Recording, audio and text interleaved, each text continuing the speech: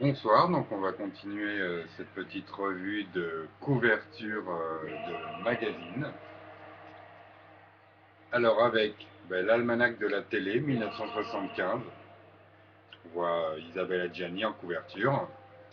Voilà, donc tout sur l'année de télé, un petit peu de cinéma, voilà. Donc 1975.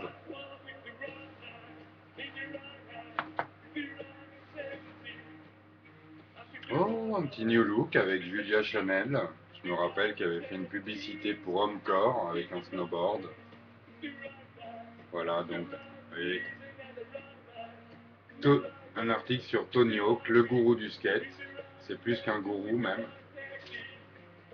Donc voilà, New Look, toujours des choses avec quand même un peu des animaux. Vous voyez, regardez, il n'y a pas que du cul dans New Look. Voilà. Marquise, alors ça c'est un magazine anglais et en fait sur le fétichisme et les fantaisies en fait. Donc il y a énormément de choses ultra délirantes. C'est que des choses délirantes en fait. Il n'y a pas une seule parure, un seul habit qui est à peu près normal. Et je trouve ce magazine totalement exceptionnel. Mais il y a une idée à chaque page. C'est euh, c'est vraiment très différent. Voilà.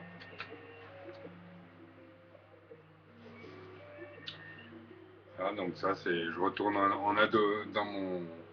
dans ma tendre adolescence avec Simple Minds, Cure, The Clash, voilà. Donc Dépêche Rock, il n'y en a pas eu des milliards, hein. Il s'est arrêté ce magazine au bout d'un moment.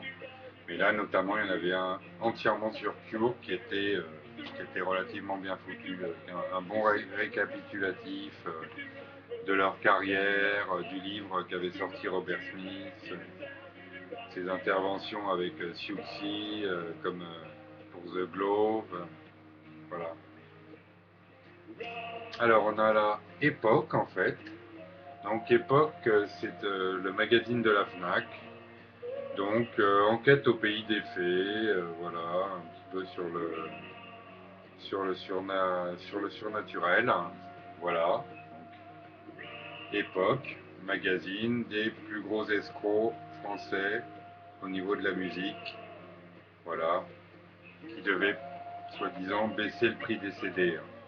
On attend toujours. DB avec un groupe mythique, donc ACDC, est-ce que c'est la peine de les présenter? Ceux qui ne les adorent pas les détestent, tout le monde les connaît en fait. Je les ai vus 5 fois, je crois, en concert. C'est quand même, en plus d'être un concert, comme pour beaucoup de gros groupes comme Pink Floyd ou les Rolling Stones, un spectacle. Voilà. Il s'agit en plus d'un concert, d'un véritable spectacle, comme par exemple Dépêche Mode, là, qu'on est en train d'écouter, où on va un petit peu au-delà du concert, quoi. Donc, ACDC,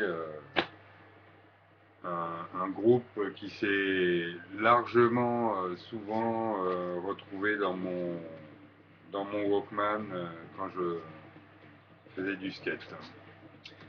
Who's Next, alors c'est le magazine du salon Who's Next, donc le salon urbain, de la glisse, de la techno, des trucs chez Brand, de tout ce qu'on veut. Voilà, donc il était assez rigolo, il y avait des détournements, il se foutait de la gueule d'Hélène et les garçons, de plein de trucs. Donc voilà, en fait, salon Who's Next avec son magazine. J'ai dû participer à 3 salons Who's Next au moment où j'avais ma marque de fringues. Voilà. On voit d'ailleurs ici Hélène en peau africaine, siliconée. Ah putain, la salope, hein. Regardez-moi ça, en fait, il s'agit de Marjolaine. Marjolaine et les milliardaires, Marjolaine fait du ski, Marjolaine part en couille, voilà. Donc dans Entrevue, donc c'est il me semble le magazine d'Ardisson, hein. Donc alors avec des choses un peu sur les stars, bon, le côté un peu people, branchouille, parigot, voilà. Un petit peu de parisianisme. Alors, terrible personne. Alors, Rob Zombie, qu'est-ce que qu'est-ce qu'on peut dire à part le fait que donc il est le chanteur et le leader du groupe White Zombie, qu'il a réalisé en fait de nombreux films. Donc c'est une personne et un personnage multifacette que je trouve fascinant et, euh, et qui a vraiment tout mon respect. C'est vraiment une personne qui est capable de faire plusieurs choses très bien en fait. Voilà. Donc Rob Zombie, voilà, moi je suis fan. Et pas simplement pour le Captain Spaulding. Orchidée, donc j'ai eu ma petite période où je me suis un petit peu intéressé aux orchidées, donc les mœurs étranges. Donc on les appelle les filles de l'air, hein, puisqu'à la base elles se nourrissent uniquement de la rosée et qu'elles sont sous forme parasitaire accrochées en fait au tronc des arbres. Donc elles vivent comme ça. C'est pour ça qu'on les appelle les filles de l'air en fait. C'est qu'elles sont en suspension et pas forcément donc rattachées à la terre. Voilà, donc j'avais acheté également dans ce magazine Mon Jardin et ma Maison. Donc il y a eu un numéro spécial sur les orchidées. Et je ferai certainement sur Facebook une exposition, un album, je veux dire. Voilà, parce que il y a des fleurs tout à fait exceptionnelles dans les orchidées. Voilà.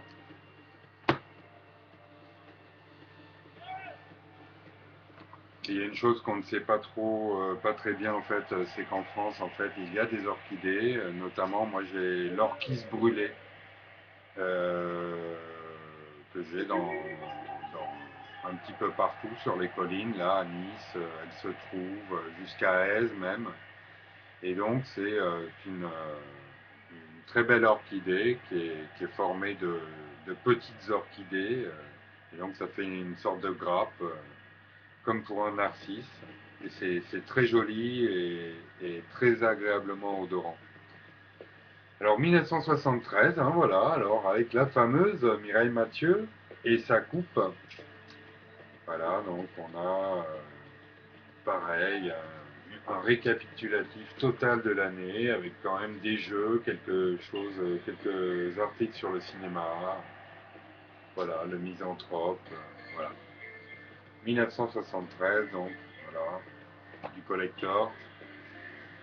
Et en parlant de collector, le chat des Fricks Brothers, donc The Fat Freddy's Cat, le chat de Fat Freddy. Et donc là, c'est la guerre contre les cafards. Voilà, ce, ce livret-là, quoi.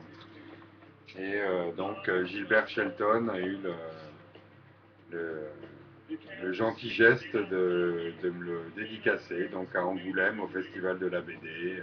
Voilà. Donc le chat de Fats Freddy.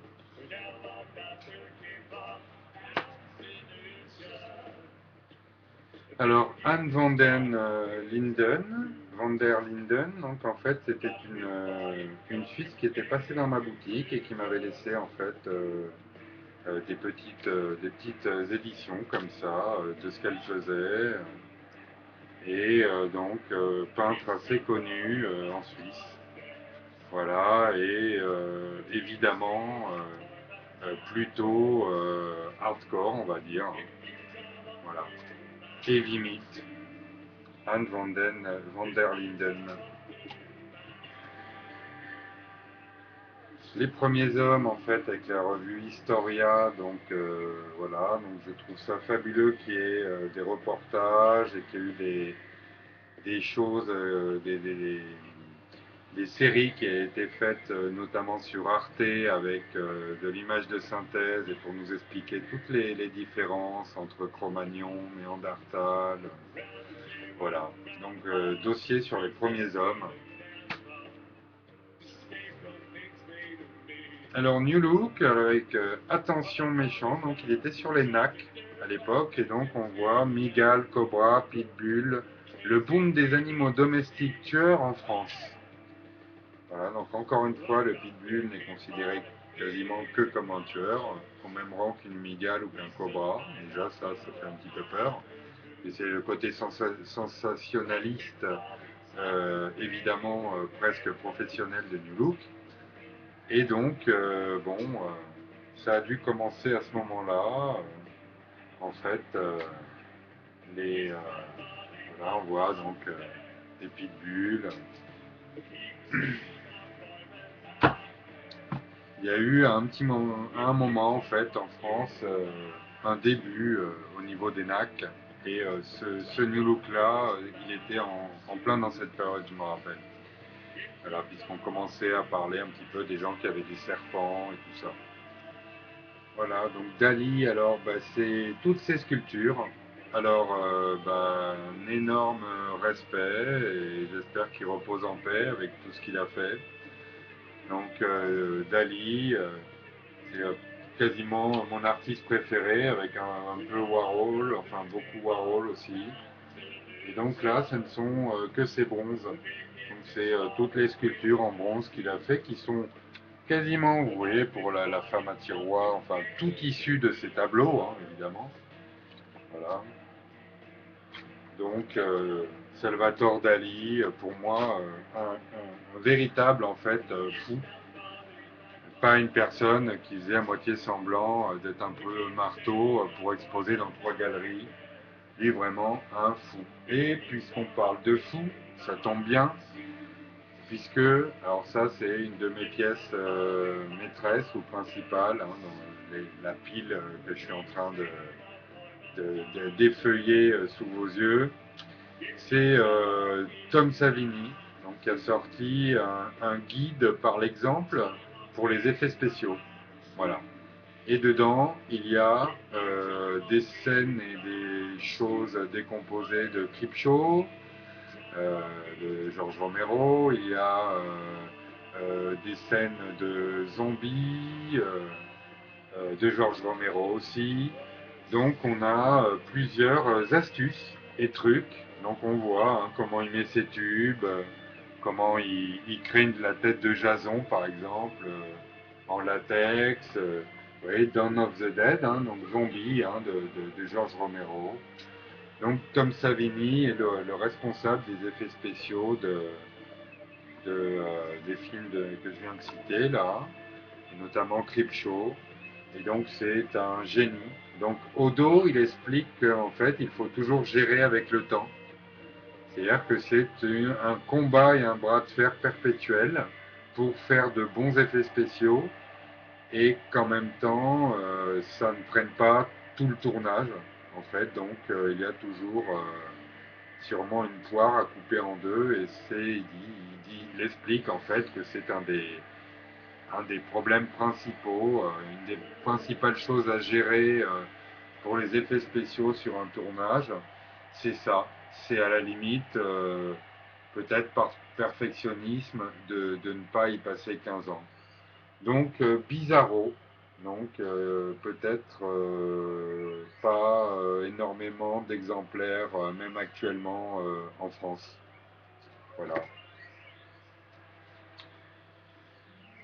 L'archéologie, donc avec l'homme de Tautavel, donc l'homme de Tautavel qui a été découvert par le professeur Henri de Lomelay, qui est donc un grand professeur français donc, qui a découvert l'homme européen le plus âgé, sous forme d'un crâne fossilisé.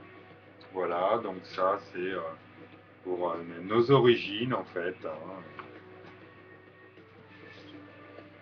Alors, Canada est quelque chose qui me tient beaucoup à cœur, donc les Indiens, voilà, qui pour certains sont dans des réserves, d'autres ont presque totalement disparu, ou certains, je dirais, sont alcooliques ou complètement en dehors de la société.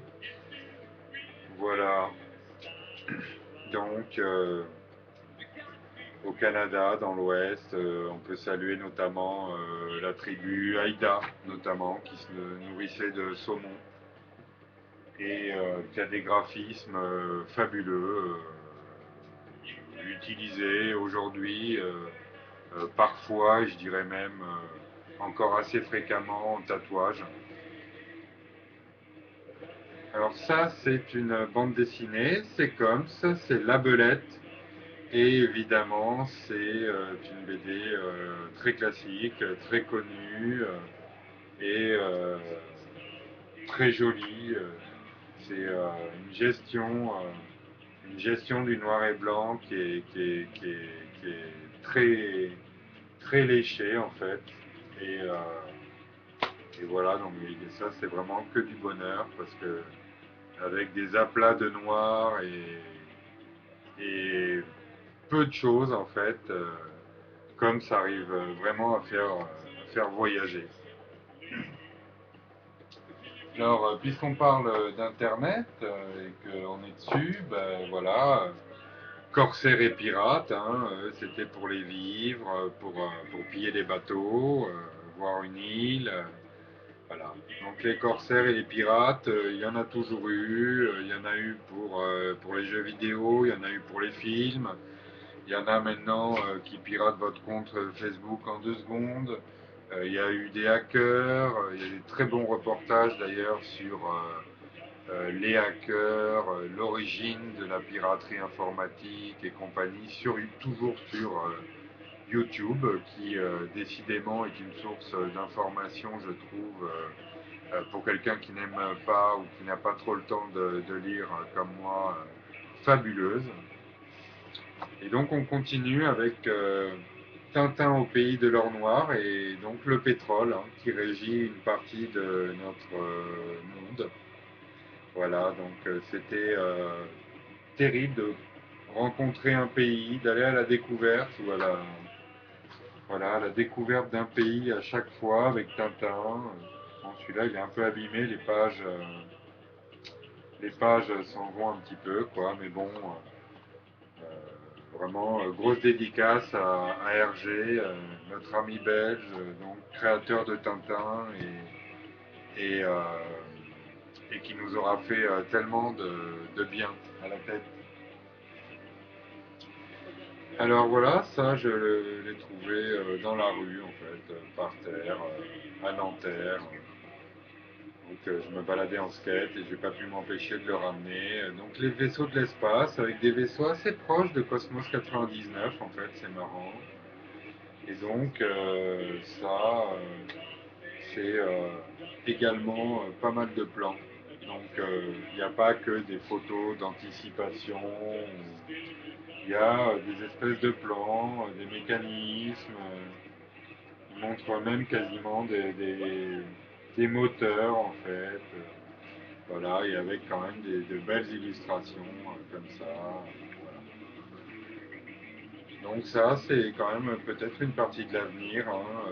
On rigole avec Alien et compagnie, mais est-ce qu'avec l'état dans lequel on a foutu la planète, on ne sera pas obligé de, pas nous évidemment, mais nos descendants de foutre le camp et d'essayer de se débrouiller autrement au bout d'un moment, au niveau de la respirabilité de l'air, de la température ou peut-être d'une guerre nucléaire avec un peu de chance.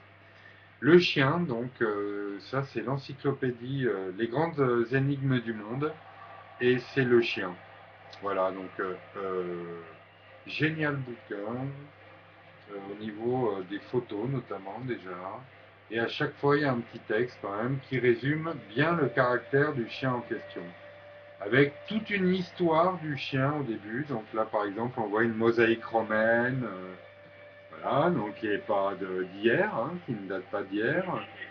On voit, je sais plus, c'est pas Charles Quint, mais bon, c'est cette époque-là, avec sûrement la Renaissance. Et donc, on voit tout un historique en fait de la domestication des chiens. Et après, on voit plus les chiens au cas par cas, voilà, avec le berger allemand, voilà. Donc, le meilleur ami de l'homme. Donc, c'est inadmissible de ne pas respecter le chien. Il y a plein d'animaux et c'est à peu près tout ce qu'il faut respecter, évidemment. Mais le chien qui sauve des gens, le chien qui est parfois au même niveau qu'un pompier, c'est-à-dire qu'il va sortir quelqu'un d'une avalanche. Je trouve ça atroce en fait de maltraiter un animal comme le chien. Pour les chevaux, je trouve ça pareil. On doit tellement au cheval que quand il y a des actes de barbarie envers les chevaux, je me demande vraiment si les personnes qui font ça méritent de rester sur la terre. Je vous le dis franchement, pour les chiens, pareil. Voilà. Donc, Trash Palace, alors voilà, c'est un magazine en fait qu'on m'avait offert. Euh, je n'avais pas vraiment regardé. Je sais qu'il y a un peu des trucs fashion. Et donc, il vient de Barcelone.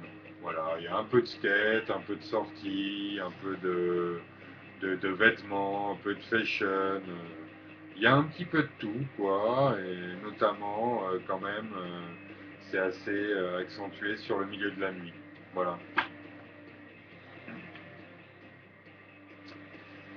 Rentrée rock avec les inrecuptibles, donc voilà, donc c'est rigolo. Les inrecuptibles, donc on est bien d'accord sur le fait que ce sont les intellectuels du rock.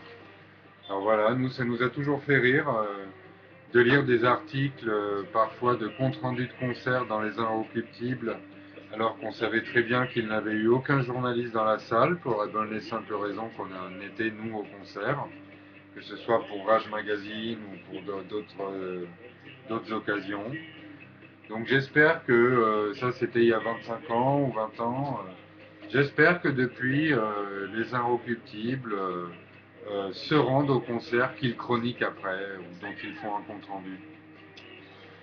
Okapi, donc la Terre, une fabuleuse histoire. Voilà. C'est par contre, bon, on ne sait pas trop comment ça finira, mais on commence quand même au niveau scientifique à savoir comment ça s'est formé, comment tout a commencé.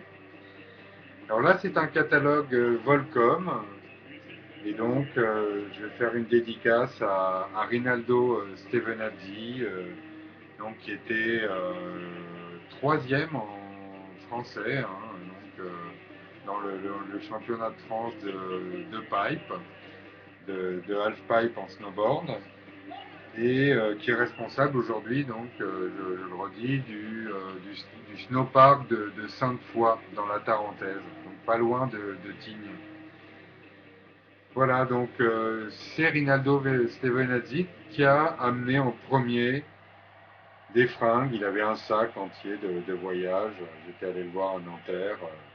Deux fringues Volcom. Et puis petit à petit, Volcom s'est développé et on sait ce que c'est aujourd'hui. Mais voilà, c'était très agréable de voir les premières fringues de cette marque très originale, qui aujourd'hui d'ailleurs continue à sponsoriser donc du surf, du motocross, du skate, du snow, des événements plus ou moins débiles aussi et des fêtes.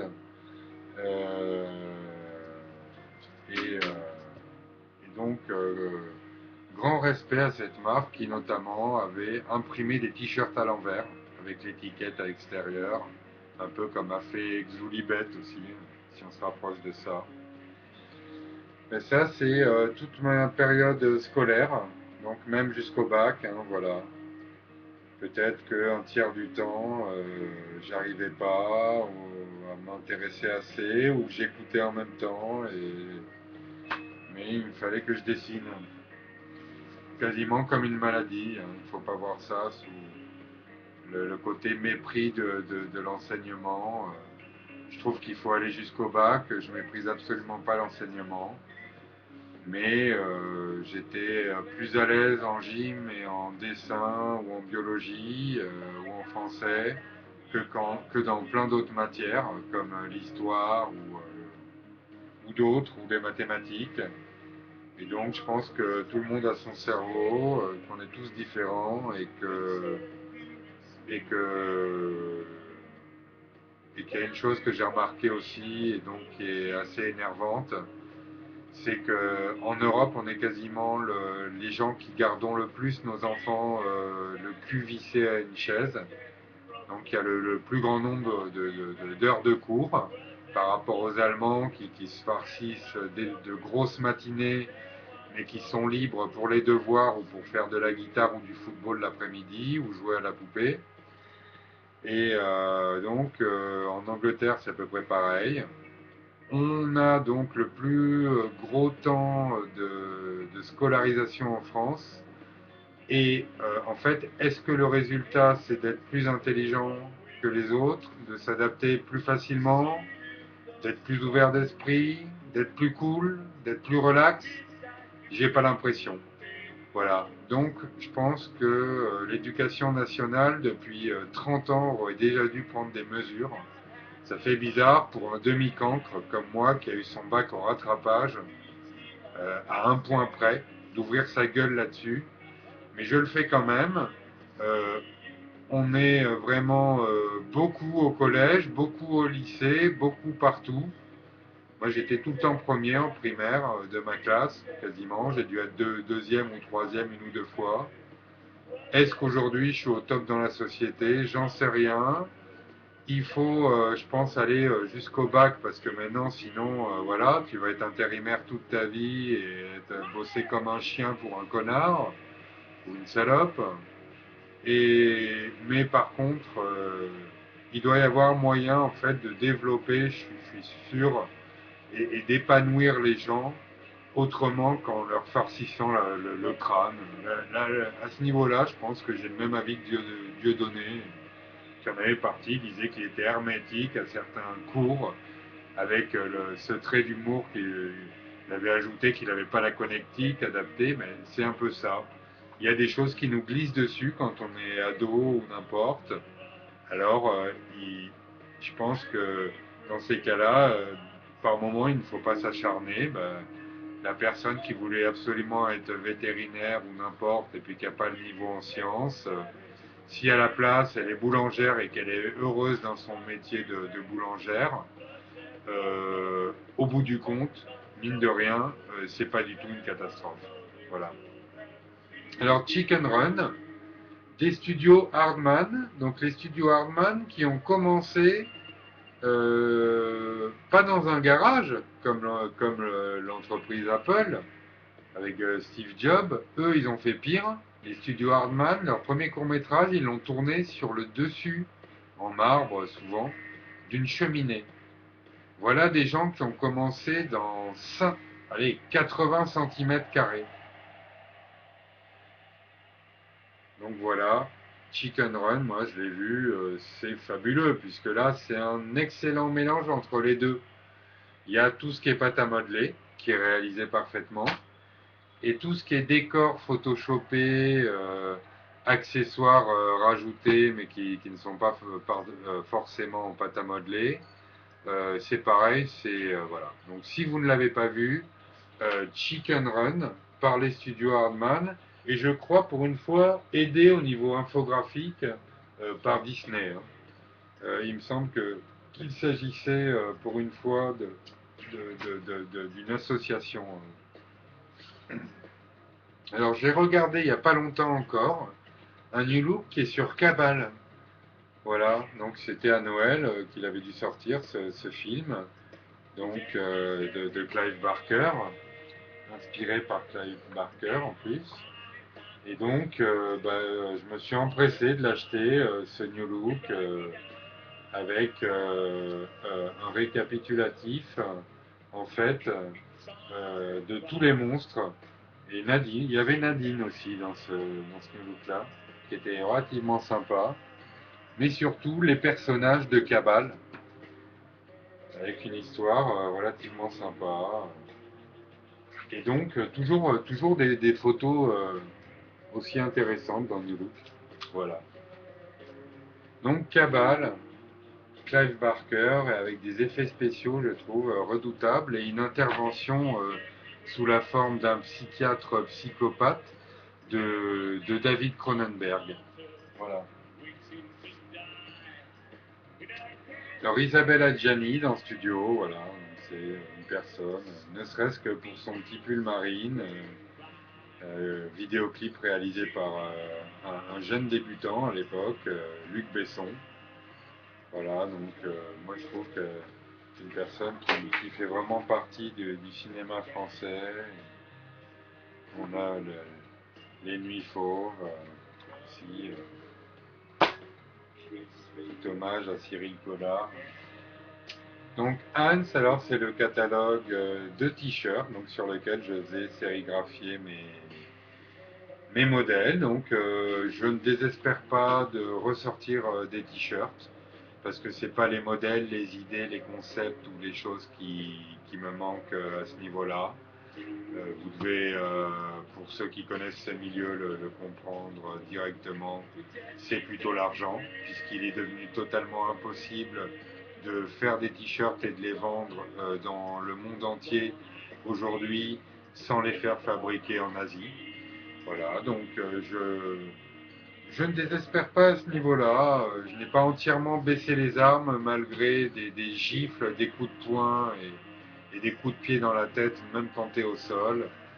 Le fait de prendre une boutique à l'époque, le fait de vouloir absolument faire fabriquer en France, puis par le champion de France de sérigraphie qui était Sabot d'Or. Plein de choses ont fait que je me suis croûté la gueule, mais que si je refais des choses, il y a plein de risques et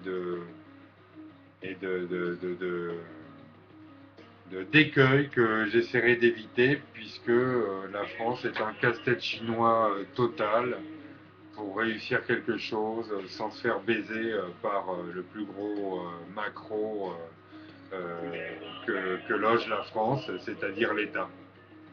Voilà. Tous les gens qui croient que quand on a un commerce, voilà, on roule sur tout ce qu'on veut, sur l'or, l'argent, le bronze et le platine, et qu'on est au restaurant tous les midis. Moi, j'étais quasiment en bordure de malnutrition quand j'avais mon magasin, tellement c'était dur. Voilà. Donc, bah, Cyril Collard, j'en parlais il y a 2 secondes. Donc, avec une des premières fois où on a parlé de cette putain de saloperie qui est encore aujourd'hui en fait le sida. Voilà, le sida, on a bien compris que ça ne touchait pas que les homosexuels au bout d'un moment en France, mais il a fallu le temps, avec l'espèce d'étiquetage qu'on adore faire. Ben là, on se l'est bien pris dans le cul, cet étiquetage, et c'est le cas de le dire. C'est que petit à petit, des couples qui se trompaient entre eux, hétérosexuels ou n'importe, ben, l'ont attrapé, le sida. Donc on a commencé enfin à se dire qu'il n'était pas réservé en fait à des homosexuels habillés en cuir clouté, comme on peut voir dans Frankie Goes to Hollywood, ne serait-ce que dans le clip Relax, celui qui est incensuré. Voilà, donc cette putain de saleté qui doit être loin de venir d'un singe vert ou de je sais pas quoi. C'est tellement obscur ce truc-là qu'il y a eu en plus au niveau, j'allais dire, religieux ou presque dogmatique, 1 milliard d'interprétations. Donc un fléau qui est là pour punir le fait qu'il y a des homosexuels ou que des hétérosexuels se trompent entre eux. On a vraiment tout entendu sur le sida. Moi, quand j'ai fait mes études d'infirmier, j'ai eu à soigner des fois des gens qui avaient à peine 5 ou 10 ans de plus que moi et qui étaient dans une chambre et qui malgré des visites et malgré beaucoup de choses, au fond malgré tout le courage dont ils font preuve, savent qu'ils sont condamnés à plus ou moins court terme, puisque là je parle d'une époque où je pense que l'AZT était à peine à l'étude. Voilà. Donc surtout, est-ce que j'ai besoin de le dire, amusez-vous, éclatez-vous, et il n'y a pas de honte quand on est une fille à être, surtout aujourd'hui, je pense que les mœurs ont accepté pas mal de choses, à être attiré par ceci ou cela, pareil pour un garçon. Donc réalisez vos délires sans prendre, on va dire, de risques au niveau sécurité, et surtout à ce niveau-là, puisque on parle du sida, mais en chopant une sale MST, une jeune fille pleine de joie de vivre et d'intelligence, de beauté et de tout ce qu'on veut, peut se retrouver avec une infection qui l'interdit par la suite d'avoir un enfant. Ça, on en parle moins, mais IVG et compagnie, là, avec tous les gens qui ont eu des parents très sévères, qui sont allés faire des IVG en Belgique, en Hollande, voilà, ça peut tellement causer de foutoir, de bordel, de gêne et de presque de traumatisme de tomber enceinte, qu'on peut être amené en fait à faire des conneries. Donc pour le sida et pour ne pas choper des maladies qui vous rendent stérile, protégez-vous parce qu'on n'a pas le choix. Voilà. Colors, j'en ai déjà parlé une fois, mais de toute façon j'en ai à peine trois. Le magazine qui était donc développé par Benetton, avec que des choses graphiques exceptionnelles, toutes détourées, hein, d'ailleurs. Chaque page, c'est un objet détouré. On voyait un truc Nestlé, là, des fourchettes, un truc Playboy. Donc des objets, des fois, qui ne sont pas sortis, qui ont été designés, mais qui ne sont pas sortis dans le commerce.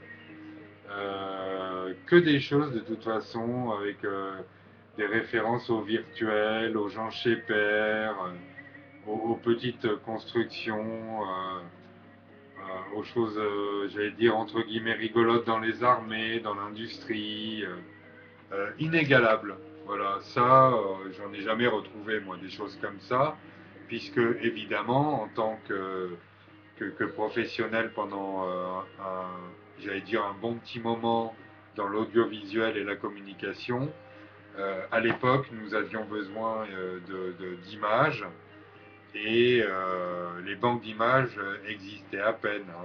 Des banques d'images comme Image Bank que j'avais visité à Opéra avec mon book. Donc aujourd'hui, j'ai la joie, non pas la joie, puisque je m'en tape en fait, c'est pas mon business, mais je remarque qu'il y a 1 milliard de banques d'images en fait sur Internet. Moi, 10 ans avant que la moindre banque d'images mette des choses en ligne sur le web, j'avais voilà, hein, euh, des montagnes de ça, des montagnes de magazines, parfois jusqu'au plafond chez moi. Et donc que je dépouillais, souvent des magazines féminins, puisqu'il y avait des belles photos dans les publicités, et que le magazine féminin est une des choses les plus jetées. On pouvait en voir accrochés, enfin ficelés justement avec de la cordelette, des gens parfois jetés 300 L, 200 Biba et j'en passe.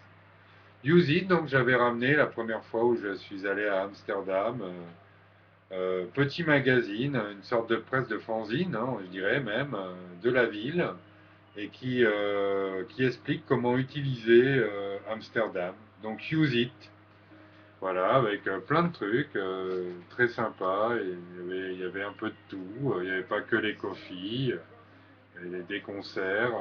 Ça j'entendais parler des Red Hot Chili Peppers ou de Primus ou de Jean Shepherd comme ça aussi qui allaient faire des concerts, notamment au Paradisio. Voilà. Alors ça c'est un livret bon, de DVD, mais je tiens quand même à en parler, puisque au jour d'aujourd'hui où justement on a presque même des soucis avec l'humour politiquement correct ou pas politiquement correct. Ben, Amicalement Vôtre, c'est un peu comme les Mystères de l'Ouest. Le français parlé dans cette série était parfait. Donc vraiment un français totalement châtié, avec aucune vulgarité ni quoi que ce soit. Et en plus de ça, souvent une petite quenelle humoristique dans les dialogues entre Tony Curtis et Brett Sinclair. Voilà.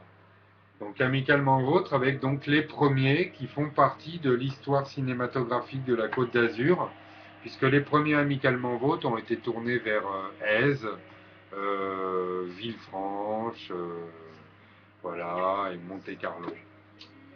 Voilà, donc alors là, c'est un très très très grand film pour moi d'animation, un des meilleurs. Il n'a pas été, il a été, on va dire, égalé, mais là, il y avait quand même un concept et un humour, je trouve, qui existe moins dans les dernières créations totalement en 3D. Donc il y avait eu Fourmis quelques années, je crois, avant ou dans la même période, je me rappelle plus trop. C'était donc le boom de l'image de synthèse à l'époque, hein. Donc Fourmis avait mis une bonne claque. Et là, Mille et une pattes avait cette caractéristique-là, et qui a évidemment pas été refaite depuis, c'est qu'elle regroupait, je crois, les 40 meilleurs animateurs et donc responsables, enfin professionnels de l'animation du monde. Rien que ça. C'est-à-dire que vous aviez le meilleur japonais pour faire bouger des pattes d'un insecte, le meilleur allemand qui est spécialisé dans les yeux, tout ça. Pour le faire bouger les bouches, peut-être une femme norvégienne. Donc un film où pour une fois, et c'est une rareté, imaginez par exemple que pour les ovnis, on récupère les 40 spécialistes mondiaux et qu'on fasse un film que là-dessus, voilà, avec que des professionnels sur le plateau qui ont fait ça que toute leur vie. Voilà.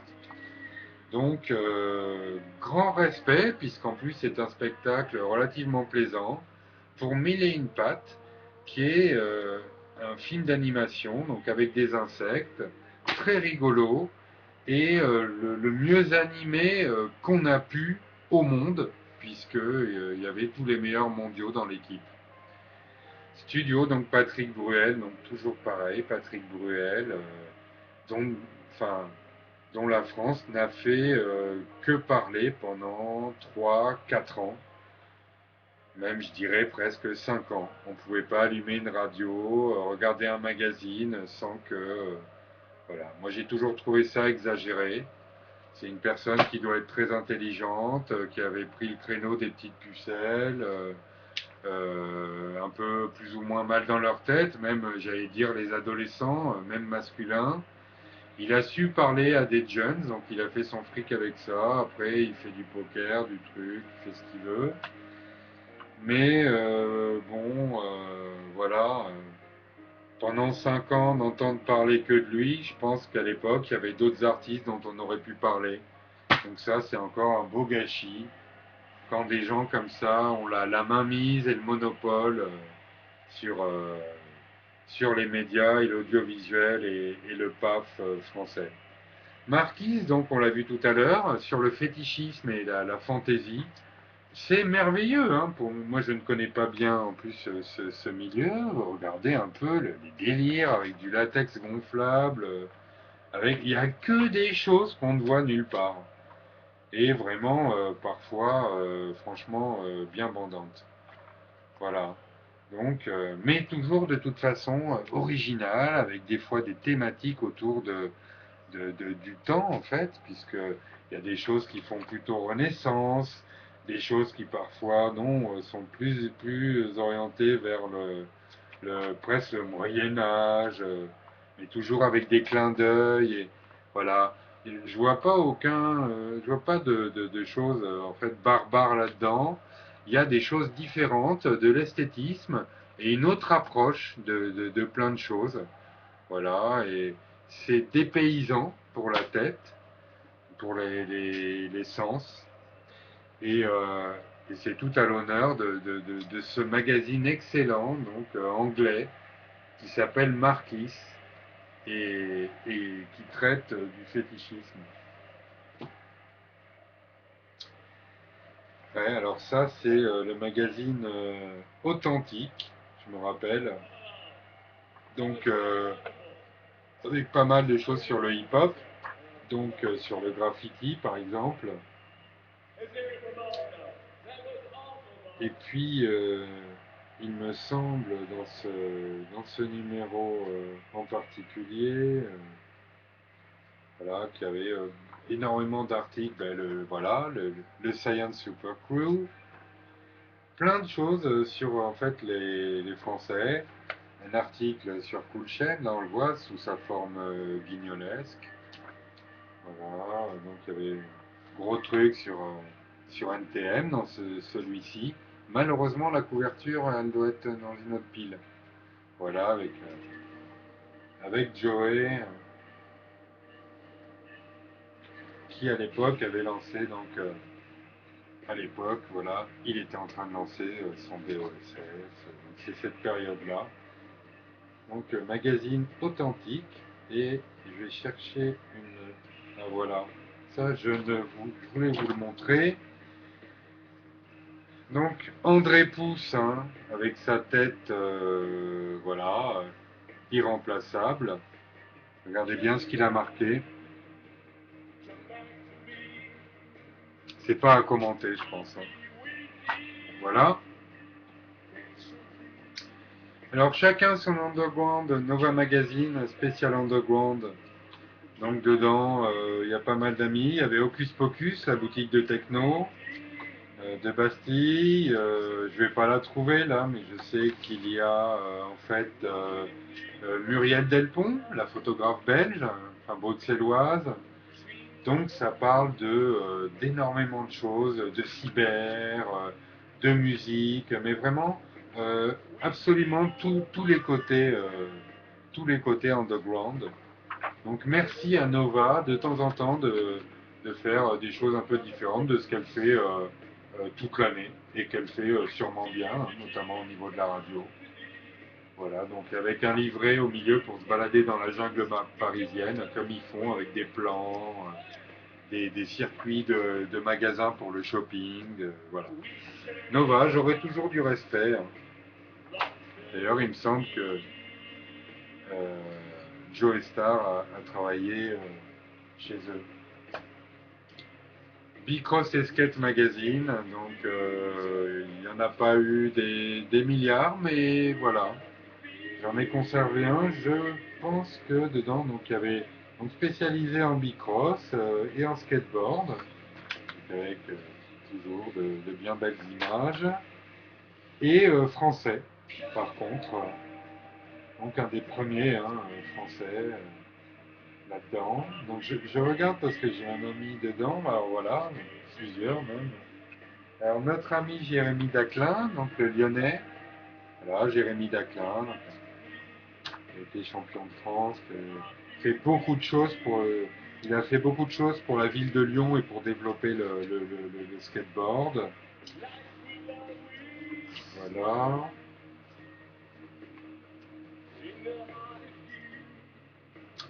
Donc voilà.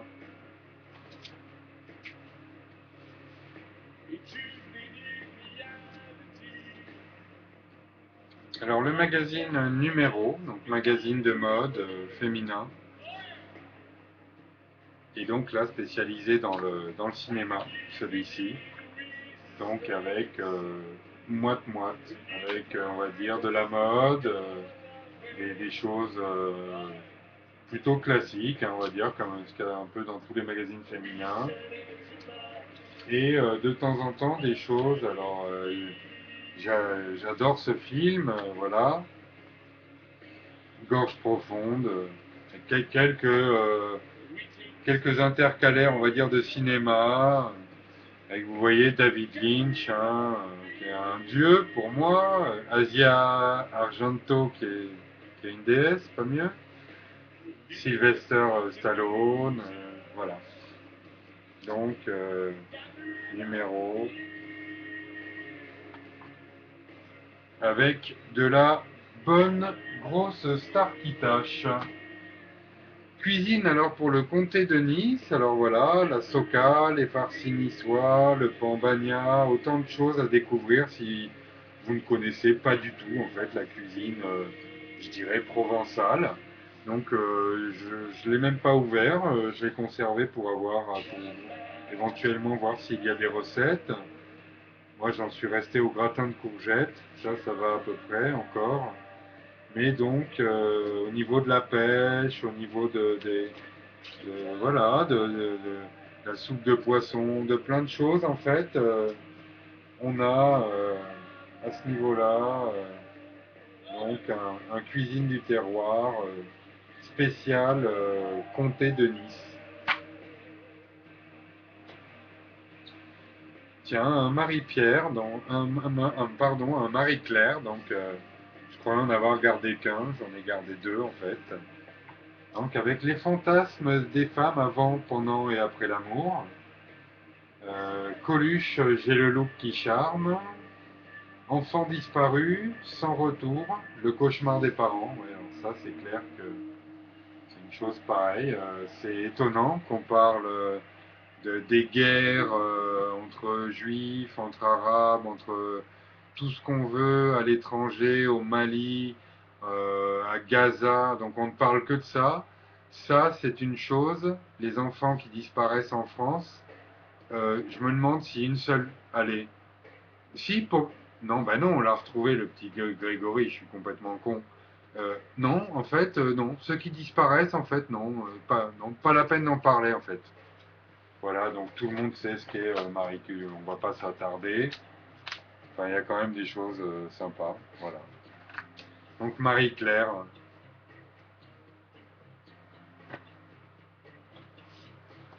Alors, un autre magazine de Who's Next. Voilà, donc avec un article sur la planète techno, sur les fringues, voilà. Donc c'était le salon Who's Next et le petit magazine Who's Next, avec que des conneries quasiment, puis des pubs pour les fringues. Donc de la mode et puis souvent des petits articles. Là qu'on voit plein de chroniques d'albums. Hein. Je vois Poupette Mastaz, Naz, Urban Species. Tiens d'ailleurs, oui voilà, ça date ça date du premier album d'Urban Species. Voilà, donc Who's Next Magazine, qui était évidemment pas facile à trouver, puisqu'on le trouvait sur le salon notamment. Donc Lolita, donc bah, c'est Vanessa Paradis un peu qui avait presque lancé le délire aussi avec son Joe le taxi. Je crois qu'elle avait 13 ans. Il y a eu une mode à un moment. Gainsbourg est responsable un petit peu aussi de ça. Donc New Look s'était penché sur le phénomène Lolita, pur ou impur. Bon, ce qui est absolu. Bon, il y avait un article aussi sur les bastons, je me rappelle, avec les Black Dragons, avec voilà. Un article en fait sur les requins et les interactions avec les véliplanchistes, les surfeurs et compagnie. J'ai toujours trouvé que oui, il traitait des trucs un petit peu décalés. Et donc avec ce New Look qui a été sûrement le premier à mettre vraiment en scène le phénomène de Lolita qui est encore aujourd'hui en fait relativement présent, notamment sur la Côte d'Azur. Il est même détourné par certaines femmes, on va dire, relativement mûres, mais qui s'habillent franchement comme des gamines. D'ailleurs, pour se venger, les gamines s'habillent maintenant à 15 ans comme des femmes d'affaires de 35. Ça doit être un juste retour des choses. Ellie en scène, donc ça je l'ai gardé parce que C'est collector dans le sens... Mm. Alors je vais vous expliquer pourquoi. Quand j'avais ma boutique, en fait, le représentant, hein, bon, moi je faisais du Dickies notamment, donc j'avais le représentant de Dickies qui passait, le représentant de V7 aussi pour le skateboard.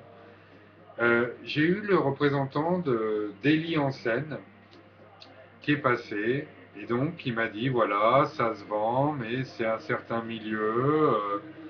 C'est vrai qu'il y a quand même beaucoup de racailles, donc si vous en prenez, il faut faire particulièrement attention et tout. Le gars était presque sur le point de me vendre un système anti-vol pour qu'en fait les fringues Eli en scène que j'ai dans mon magasin, je me les fasse pas voler quoi.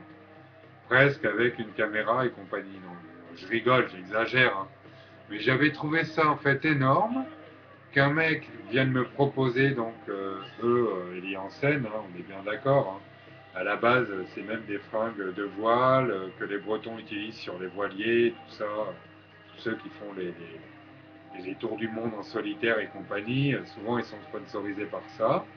Ça sponsorise un petit peu la planche à voile aussi, puisque ils ont en fait des gammes de combinaisons. Et donc, j'avais trouvé ça énorme qu'en fait, on vienne me proposer des fringues, mais qu'on me dise que je risquais d'avoir des racailles qui allaient venir me dépouiller le magasin.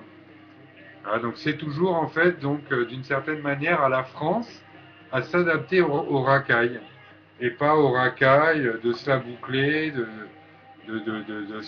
d'arrêter de faire de la merde, d'arrêter d'être violent ou quasiment d'être puni ou de se faire casser la gueule.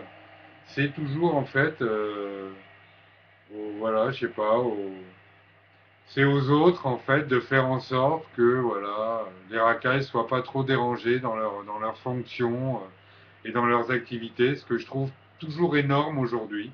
Au jour d'aujourd'hui, je trouve ça énorme en fait que ce soit tout le temps à nous de baisser notre froc. Quand je dis nous, c'est voilà, moi j'estime pas être une racaille. Quand j'ai eu mon magasin justement, j'ai tout fait dans les règles et même s'il a coulé, voilà, j'ai été honnête. Et parallèlement à ça, ce qu'il y avait comme ambiance, c'est qu'en banlieue, il y avait des marques qui se montaient, donc avec l'argent du shit et de la drogue. Et donc, il y avait des jeunes qui montaient des marques de fringues en banlieue avec l'argent de la drogue et dans les cités et compagnie, et qui eux étaient pris pour, en fait, non, qui étaient présentés comme des héros grâce à la discrimination en fait positive. Alors moi je trouve que c'est une super belle chose ça, la discrimination positive, qui permet à des gens qui vendent de la drogue de faire des fringues pour encore plus s'enrichir, encore plus acheter de coke et encore plus se faire sucer par des pauvres petites putes qui ont l'impression qu'un gars qui a une BM, c'est un gars qui assure. Voilà. Donc là, on ne parle que de victimes, parce que le gars va se prendre pour un gangster, il se prendra par Tupac, parce qu'il a réussi à vendre 3 fringues de son sweat brodé dans la cité, et victime aussi parce que voilà, t'es une petite conne de 17 ans, tu traînes avec un caïd qui craint, qui à la limite te ferait tourner à ses copains qui en auraient rien à foutre, et pourtant tu te prends pour une rebelle et pour une gangster, on va dire. Donc là, c'est que des histoires en fait de victimes. Ça doit être très dur d'être élevé en cité, c'est un milieu que j'ai pas connu, qui doit pas être évident. De là en fait à être totalement fier de ne faire que de la merde et de le revendiquer et d'être quasiment bien vu par l'État parce que tu fais 3 t-shirts, je trouve qu'il y a quand même des limites. Voilà, moi je tenais à dénoncer ça parce qu'en fait moi si je l'avais fait à l'époque de faire mes fringues dans l'illégalité avec l'argent de la drogue ou n'importe quoi, j'aurais fait comme n'importe quel Français. Je serais allé en prison et la police aurait eu raison. Voilà. Je tenais à signaler ça, c'est qu'il y a un poids, deux mesures à ce niveau-là pour beaucoup d'artistes en France. Voilà. Et pour moi, je tiens à le signaler au passage, hein, le Jamel Comedy Club, ça devrait carrément être un Dieudonné Comedy Club aujourd'hui. Et je trouve qu'il y a des gens, en fait, par moment, qui passent à travers les mailles de tout qui passent pour des gens, des héros de la cité, des héros de la banlieue, des gens super drôles. Et en fait, il y a des fois où je trouve que c'est discutable. Voilà. Une petite quenelle au passage. Enfin, c'est pas vraiment une quenelle, c'est plutôt une mise au point. C'est que à vouloir justement donner toutes ses chances par moment à certaines personnes, ben, je trouve qu'on donne peut-être pas les cartes dans les mains des bonnes personnes.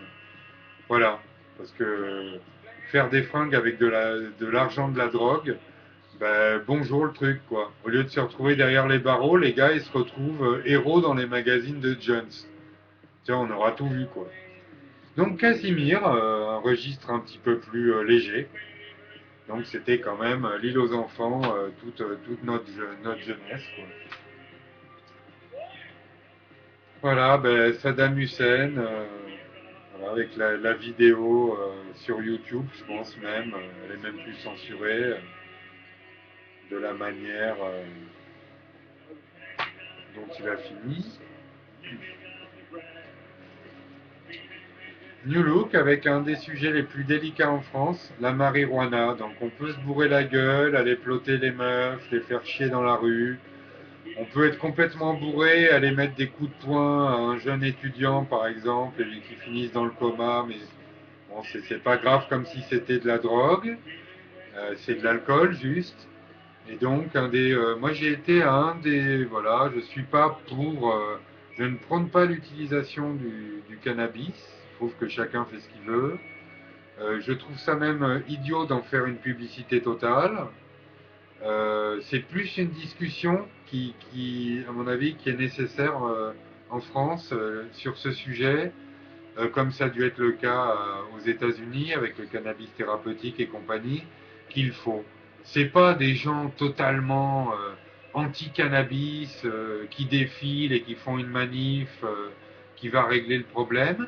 C'est pas non plus des gens qui allument un joint partout dans la rue pour se rebeller et montrer que c'est pas si grave que ça. Je pense que ça peut être qu'une énorme discussion, éventuellement avec les politiques, qu'ils défendent. Ben pourquoi? Mais parce que pour l'instant, ils font pas d'argent avec. Si c'était permis, évidemment, ils feraient comme pour la CETA avec les clopes et comme pour la sécurité sociale avec l'alcool, c'est-à-dire qu'ils se rempliraient les poches comme avec les radars sur les autoroutes. Et donc, pour l'instant, ça leur rapporte pas grand-chose. Ça permet juste à des gens comme un Nanterre de vendre du shit coupé avec n'importe quoi et d'empoisonner totalement les poumons des jeunes. Ça permet juste en fait qu'il y ait des embrouilles et de la merde. Voilà, le fait que ce soit interdit. Je pense que si c'était un peu avec une certaine législation, déjà, il n'y aurait pas de produits dangereux, comme ça a été le cas dans le Nord, on avait vu de l'herbe qui était alourdie pour peser plus lourd à la balance, avec de la poussière de verre, donc chose ultra qui doit, je pense, donner la silicose au niveau des poumons, enfin la même maladie qu'ont les mineurs. Donc il serait temps d'arrêter le massacre. Avant, il y avait eu aussi, allez, je rajoute un troisième truc. Il y avait eu à Paris, à un moment, du faux afghan qui était issu d'une espèce de pâte à modeler qui était aromatisée avec l'odeur de l'afghan. Donc les gens achetaient un bloc d'afghan, ça avait la consistance, ça avait l'odeur. Quand on le brûlait, en fait, ça avait la même réaction du cannabis afghan. Et par contre, le truc, je crois qu'il collait juste un mal au bide et un mal de crâne. Point barre. Voilà. Donc, ça mène à des imitations. Imaginez que les gens trafiquent le Ricard et que, par exemple, ils donnent que la chiasse. Il y aurait un scandale. Imaginez, par exemple, que dans la vodka, il y ait un truc qui donne super mal à la tête ou n'importe quoi et voilà, que les gens commencent à trafiquer, à faire de la fausse vodka. Il n'y aurait pas besoin d'être russe pour que ce soit un scandale intégral. Ben, tout le monde fait ce qu'il veut en fait avec ce truc-là parce qu'il est interdit, alors que tous les jeunes de 15 ans maintenant en fument, on va dire certains comme des clopes, et ce qui est un peu triste d'ailleurs, parce que ça doit vouloir dire qu'ils sont vraiment pas bien dans leur tête pour des gens de 15 ans qui devraient être en train de s'amuser. Donc voilà, ça pourrait être mais des heures et des heures de débat. Et bon, allez, je vais faire un truc. Je vais changer de lunettes en live. Puisque c'est énervant d'en être presque à une discussion préhistorique du Moyen-Âge avec ça. Donc voilà, faut que ce soit des trucs presque de cul qui aient les couilles d'en parler. Tous les autres, ils font comme si, voilà, personne ne fume. Si quelqu'un se fait contrôler avec un joint dans sa poche ou n'importe, c'est normal qu'il se fasse tabasser par les flics. Les exemples, ils sont un plus d'un. Euh, c'est beaucoup de bruit pour, putain, quand même, quelque chose qui, je dirais, je vais finir sur Bob Marley, c'est que merde, faut quand même arrêter, c'est qu'une plante. Voilà. Donc le cannabis, toujours pas résolu. On préfère que des gens vendent du cannabis en France et qui deviennent après trafiquants d'armes dans les cités, que de faire quelque chose et que d'en discuter. Et que donc c'est une énorme. Alors autant d'un côté il y a une répression où avec certaines personnes on se ferait mais peut-être éclater la gueule dans le quart de policiers si on se fait attraper avec ça. Et d'un autre côté, en fait, personne ne veut en parler. Donc c'est un problème et puis c'est pas un problème. C'est une définition du truc de faux cul, ce qui se passe autour du cannabis en France. Donc photo avec, voilà, je suis désolé si un jour je passe cette vidéo sur Facebook, ben, voilà, ils verront le truc qui passionne Facebook, les tétons. Donc photo, qui est un magazine de photographes, hein, pour les photographes et pour le matériel de photographie.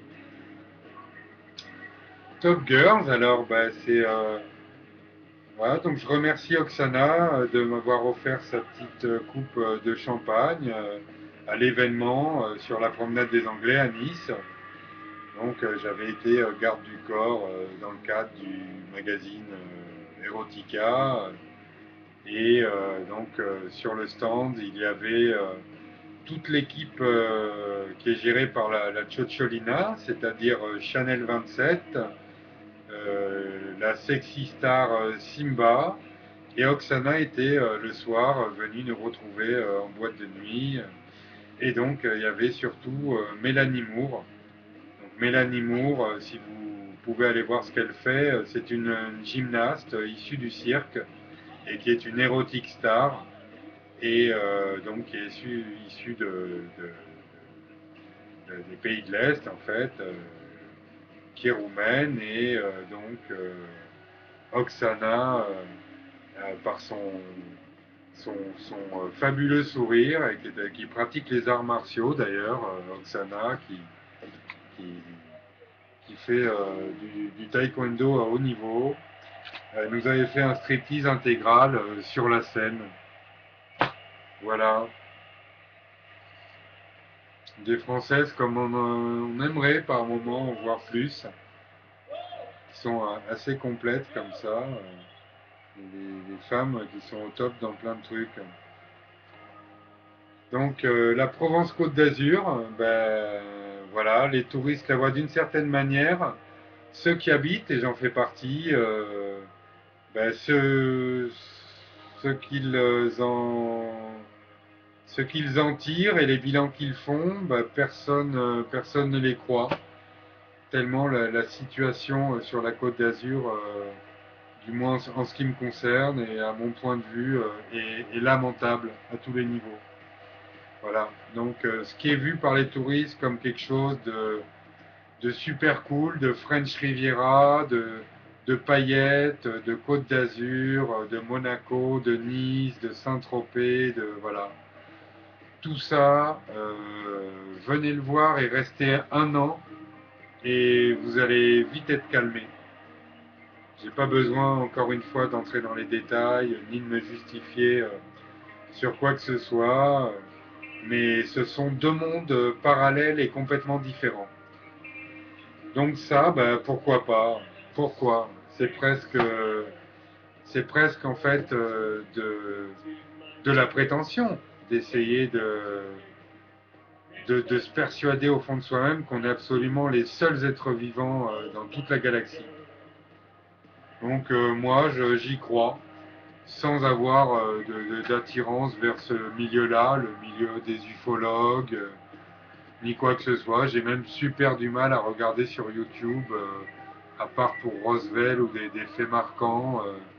J'ai super du mal à regarder des reportages là-dessus parce que bon, c'est souvent plutôt rigolo qu'autre chose, quoi. Je l'ai je le vois plus sérieusement, ce phénomène, en fait, par les films, notamment Rencontre du troisième type ou ce genre de choses, et plus dans, comme pour Cloverfield, dans le film Cloverfield, comment en fait on réagirait, et ça je trouve ça par contre, euh,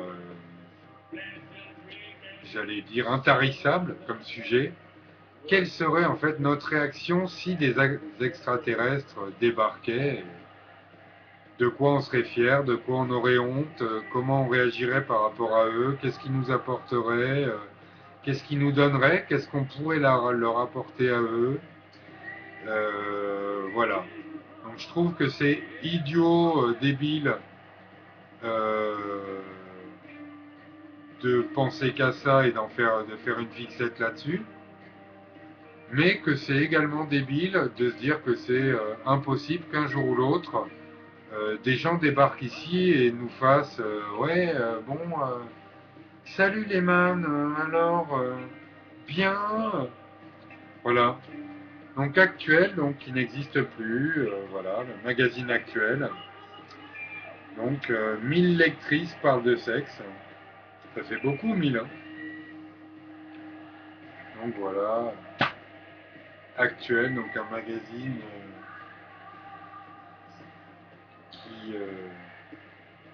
qui n'est plus parmi nous. C'est pour ça que je le garde. Donc le vrai journal, donc c'est un des premiers. Est-ce que je regarde? Est-ce que c'est le numéro 1? 3 euros, août 2002, non, numéro 23 celui-là. Mais j'avais acheté le numéro 1. Donc c'est le vrai journal, donc le magazine en fait de Carl Zero.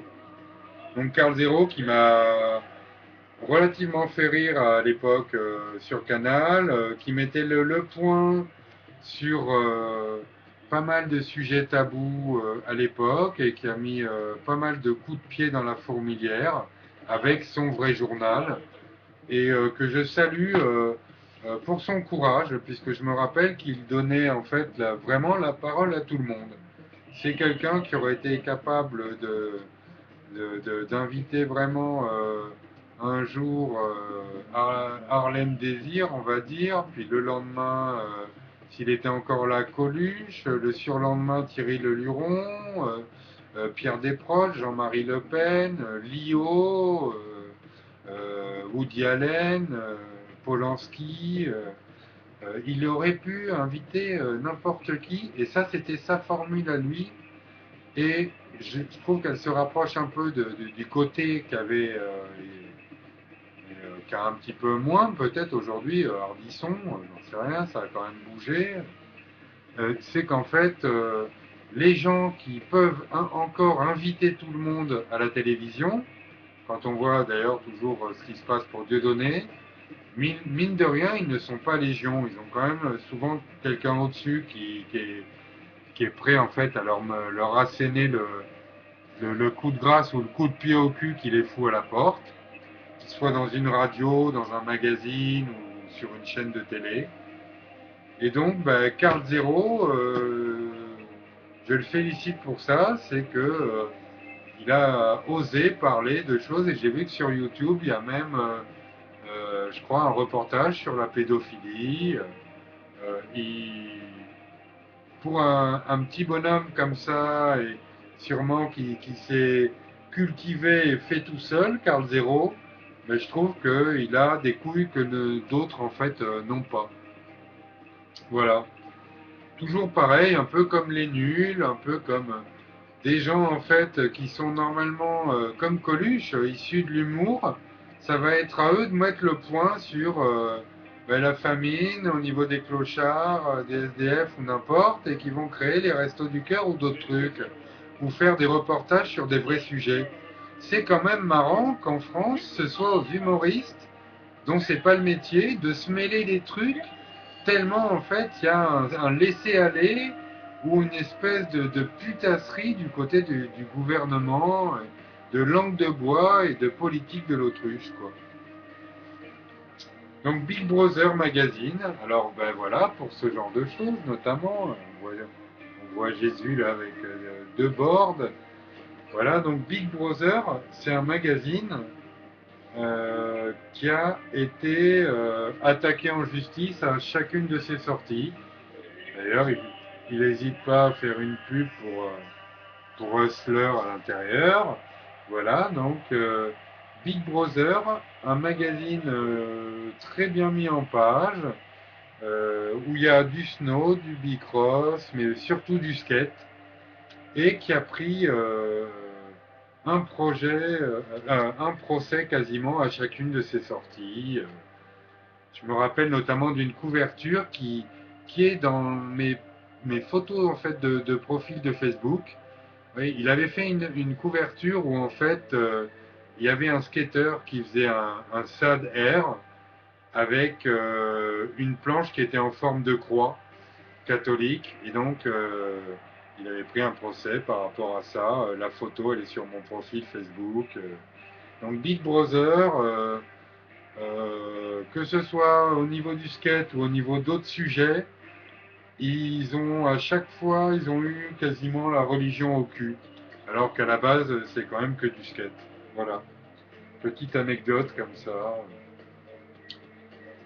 Donc Venise, ça c'est pour le côté un petit peu amoureux, donc spécial dédicace à tous les amoureux, je sais ce que c'est de l'avoir été, depuis plusieurs années c'est une chose qui ne fait plus partie de ma vie, et c'est tellement putain de beau pourtant, voilà, je fais partie de la famille du hardcore je pense en France, et je la représente et j'essaie de jamais lui faire honte, et que ce soit au niveau de la musique ou de l'esprit ou du way of life.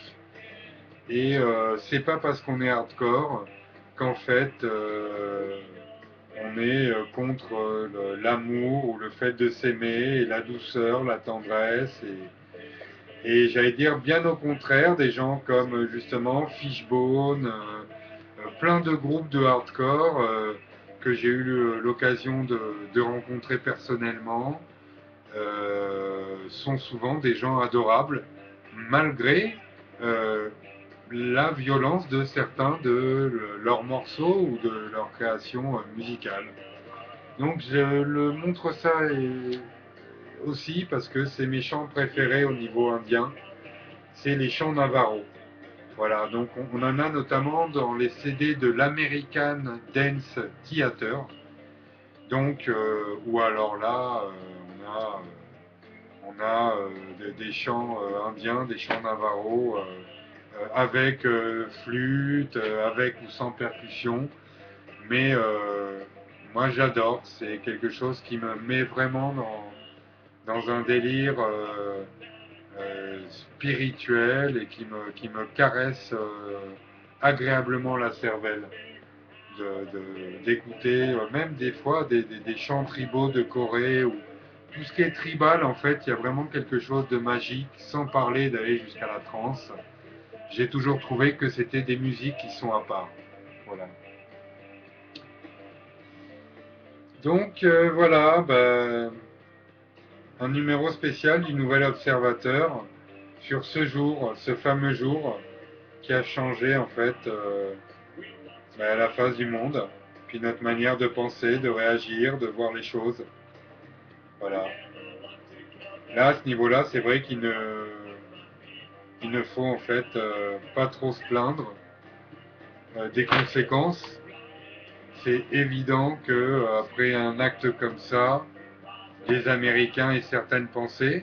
Comment penserions-nous les choses, nous, si on avait pris un avion sur la tour Montparnasse, un avion sur l'Élysée, un avion en plein Marseille et un avion dans le centre-ville de Lyon?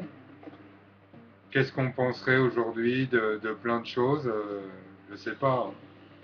Donc ne jugeons pas trop les Américains, même si par moments c'est vrai qu'avec leur politique de la guerre spectacle, il y a des choses dont on ne sait plus si c'est de la réalité ou de la fiction, ou si ça fait partie d'un univers d'anticipation. Donc ne jugeons pas trop hâtivement.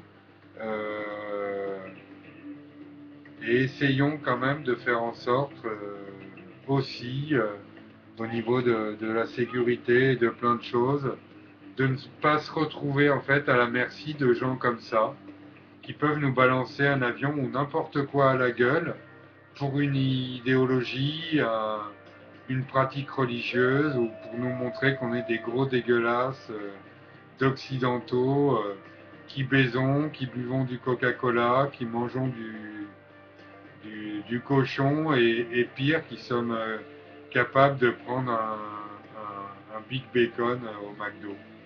Voilà. C'est dur de voir les Européens que comme ça. Moi, je ne vois pas les Européens que comme des grosses merdes américanisées ou je sais pas quoi. Je pense que il y a quand même des pensées du Moyen Âge qu'il faudra stopper ou réviser un jour parce qu'au bout d'un moment, ça suffit. On est quand même quasiment en 2013 aujourd'hui. Il y a des trucs qu'il faut zapper, quoi. Gainsbourg, donc j'ai au moins 4, là c'est un Paris match, hein, mais j'ai au moins 4 documentations et puis une pile d'articles qui le concernent, que j'ai conservé, en fait, dont je ferai sûrement un petit rassemblement bientôt. Donc, personnage qui manque tellement à la France aujourd'hui, je trouve, pour ses petits coups de gueule, pour son côté décalé, son côté perché, son côté provo aussi, puisque c'est de la provo quasiment institutionnelle aujourd'hui maintenant, donc des espèces de petits trous du cul d'étudiants qui montent des groupes sur Facebook ou je sais pas quoi et qui se trouvent au niveau qui se trouve d'un grave ou d'un grand niveau provocateur, alors qu'en fait c'est des espèces de petits moutons qui font que les perroquets ou les pigeons. 95, donc l'année Pasteur, donc je trouve ça important de rendre hommage à certains scientifiques par moment.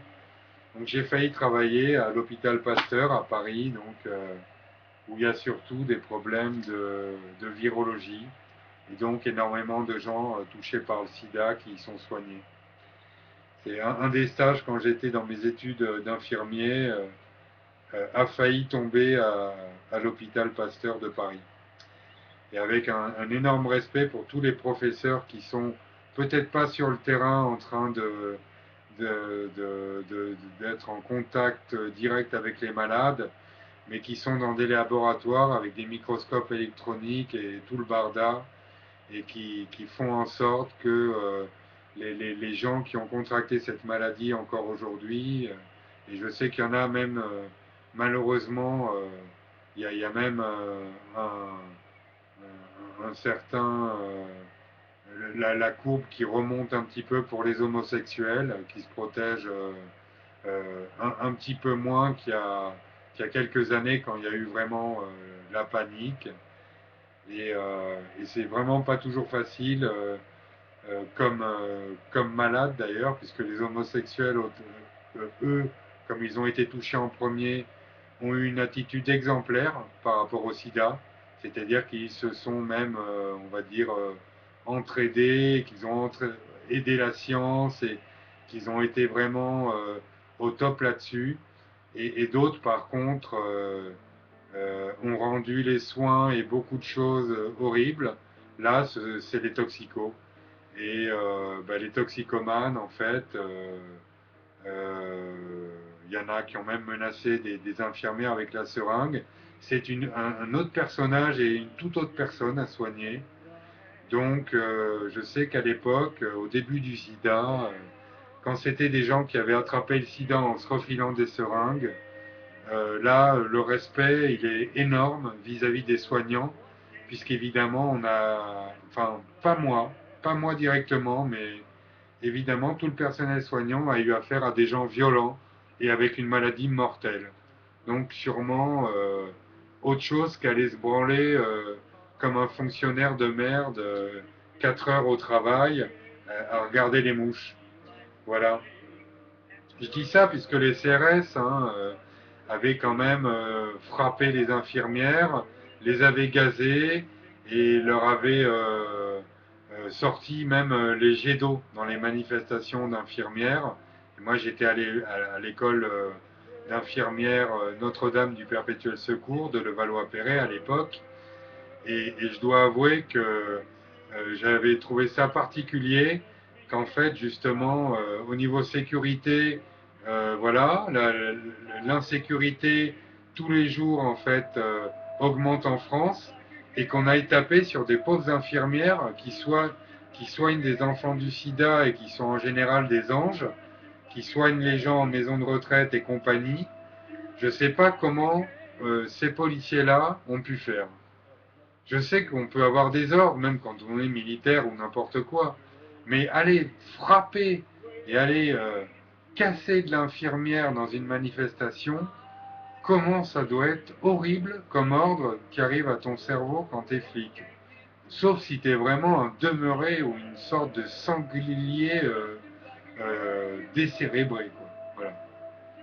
Donc je me rappelle quand même bien de cet esprit-là qui commençait en France, où en fait déjà à l'époque, les flics se chiaient dessus, se faisaient dans la culotte d'aller contrôler certaines bandes de racailles ou n'importe, que ce soit à Nanterre ou ailleurs, et qu'à côté de ça, quand il y avait les paysans, les camionneurs ou les infirmières qui défilaient pour des bonnes causes, malheureusement, voilà, on voyait une espèce de clash entre deux France, c'est-à-dire des flics qui étaient obligés d'aller taper sur des infirmières de 50 kilos, quoi. Ce qui est totalement, ce qui est le comble pour un pays qui n'arrive même pas à régler la sécurité sur son territoire. Voilà. Donc ça, c'est les dinosaures ressuscités. Donc c'est le concept dont je parlais dans une autre vidéo pour Jurassic Park. C'est qu'un jour ou l'autre, je pense que ce sera possible, voilà, avec tout ce qui est clonage, avec tout ce qu'on a fait aujourd'hui, de refaire vivre certains dinosaures. Alors celui-là n'a pas l'air jeune du tout. J'aimerais bien trouver la date. Regardez, c'est vraiment beau comme tout. C'est un new look et il a l'air assez ancien déjà. C'est sûr qu'il est des années 80. J'aimerais bien trouver la date. Directeur de publication. Les photos de chiens de paru.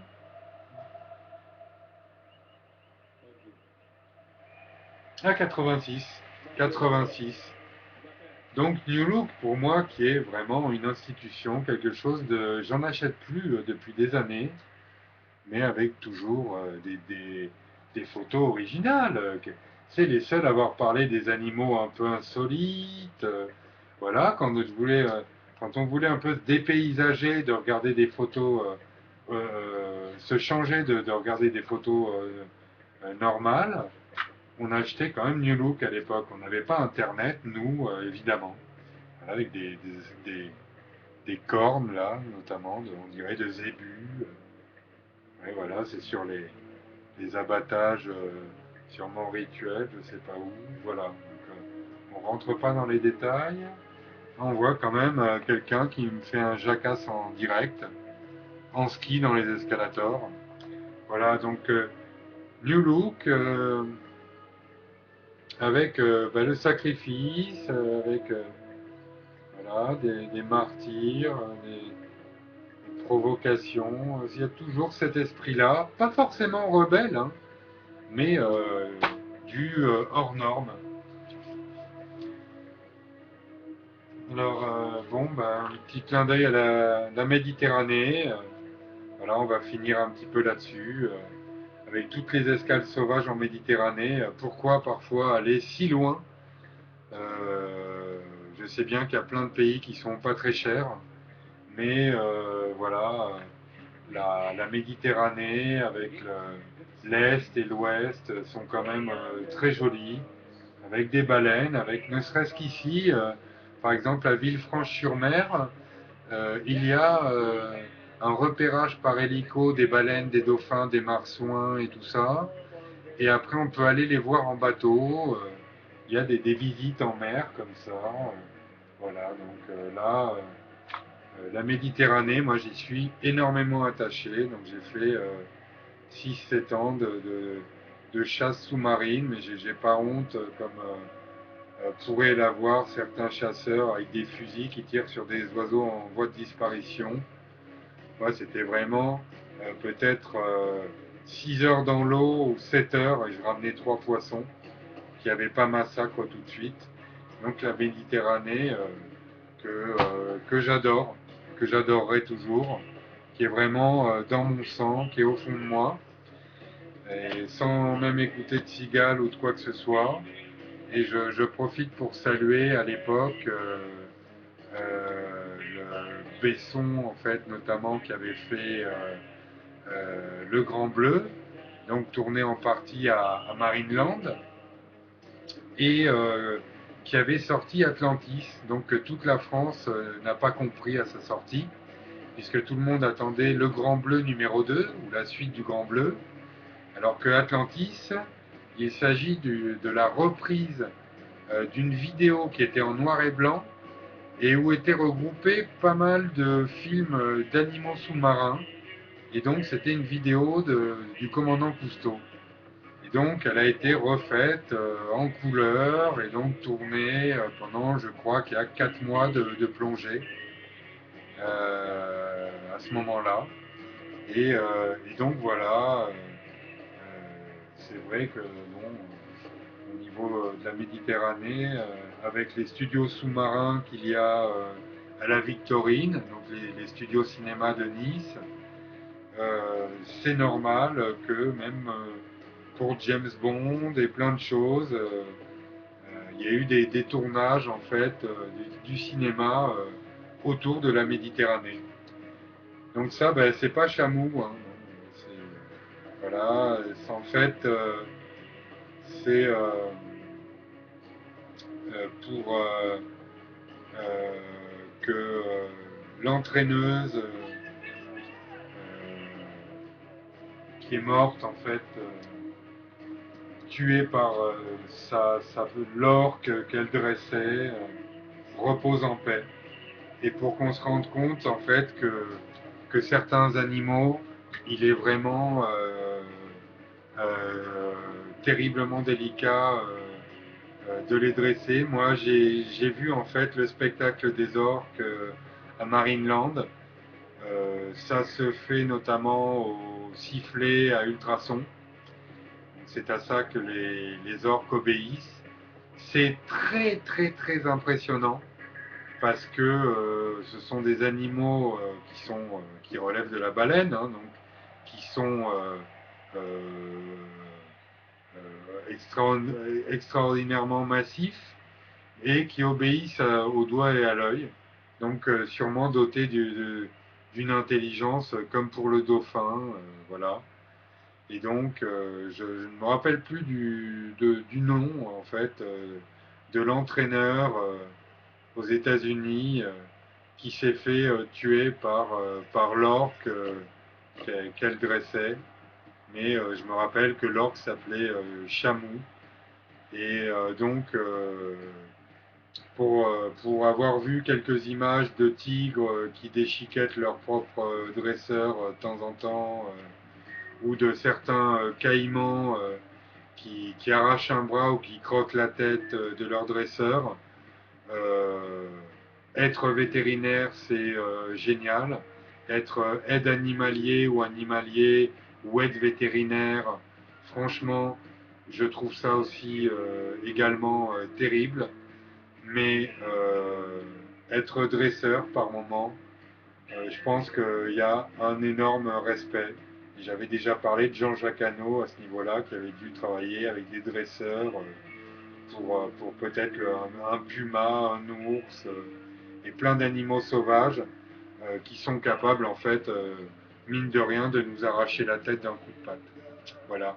Ou de nous tuer dans un bassin comme une vulgaire sardine. Voilà, donc bah, c'est fini. Je vais rester sur cette image, en fait, du rapport entre l'homme et l'animal.